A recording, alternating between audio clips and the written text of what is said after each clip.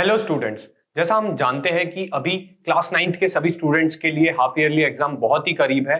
तो क्या होनी चाहिए राइट स्ट्रेटेजी पढ़ाई की और क्या होना चाहिए ideal time table in last few days में, तो चलिए वो जानते हैं। तो यहाँ पर हम मेनली दो सब्जेक्ट्स पर कॉन्सेंट्रेट करेंगे, साइंस और सोशल साइंस, और बाकी जो दूसरे सब्जेक्ट्स हैं उनके लिए भी हम स्ट्रेटेजी डिस्कस करेंगे।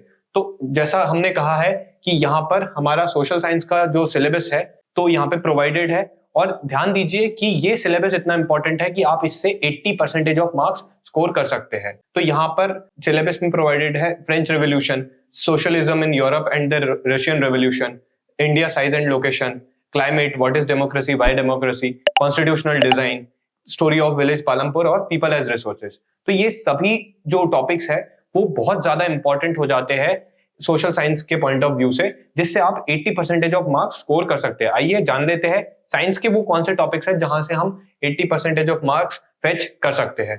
तो ये है cell, fundamental unit of life, tissue, matter in our surroundings, is matter around us pure, atoms and molecules, motion और force and laws of motion. तो ये सभी तमाम टॉपिक्स हमारे लिए जो साइंस के हिसाब से 80% ऑफ मार्क्स स्कोर करने में इंपॉर्टेंट है। तो आप जान लेते हैं कि इनको हमको पढ़ाई कैसे करना है। तो बेसिकली यहाँ पे हमको एक सब्जेक्ट एक दिन के लिए लेना है और उससे रिलेटेड हमें 2 या 3 टॉपिक्स एक ही दिन में कवर करते जाना है, एंड देन नेक्स्ट डे में हम अगला सब्जेक्ट उठाना है। जैसे कि मान लीजिए कि आप साइंस एक दिन पढ़ रहे हैं तो इससे रिलेटेड 2 या 3 टॉपिक्स पढ़े, उसके बाद में आपने अगले दिन सोशल साइंस से रिलेटेड 2 या 3 टॉपिक्स पढ़े, एंड देन ऑल्टरनेटिव डे में फिर आपने साइंस उठाया, फिर उससे रिलेटेड नेक्स्ट 1 या 2 टॉपिक्स पढ़े। इस तरीके से आपको आगे जाना है। यहाँ पे हम देख लेते हैं कि वो स्ट्रक्चर किस तरीके से डिजाइंड है। जैसे कि डे 1 को आपने पढ़ा सेल और मोशन, तो ये आपने साइंस से उठाया, फिर आपने एसएसटी का एक टॉपिक 2 टॉपिक्स उठाए, French revolution and what is democracy, why democracy. फिर नेक्स्ट डे आपने फिर से साइंस का टॉपिक उठाया, लॉज ऑफ मोशन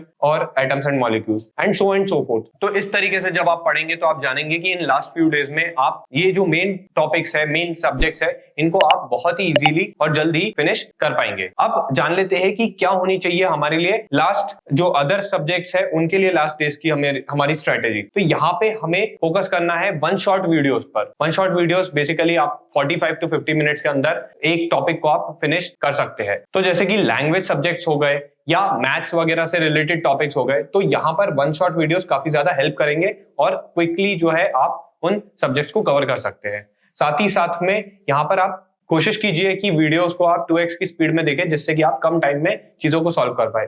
साथ ही कोशिश कीजिए कि अगर आपके पास में पहले से कोई नोट्स है तो उनको आप अपने साथ में रखिए और उन्हीं के रेफरेंस के साथ में ही जो है लगातार उन वीडियोस को आप देखते जाइए और नोट्स को भी यहाँ पर रेफर करते जाइए।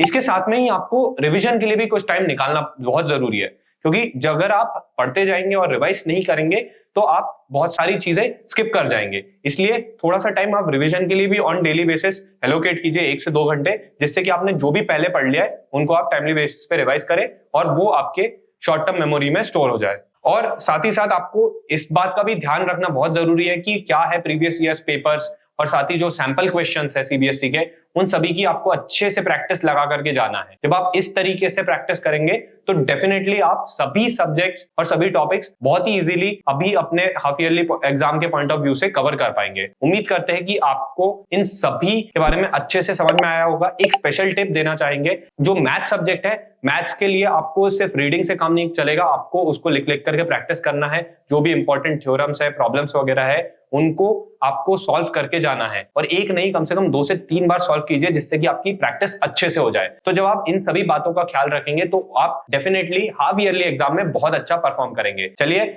All the best for your half yearly exams. हम आपके लिए लगातार ऐसे ही कंटेंट अपने चैनल पर ला रहे हैं, इसलिए चैनल को जरूर सब्सक्राइब कीजिए। मिलते हैं अब आपसे अगले वीडियो में, तब तक के लिए जय Hind, thank you, God bless you.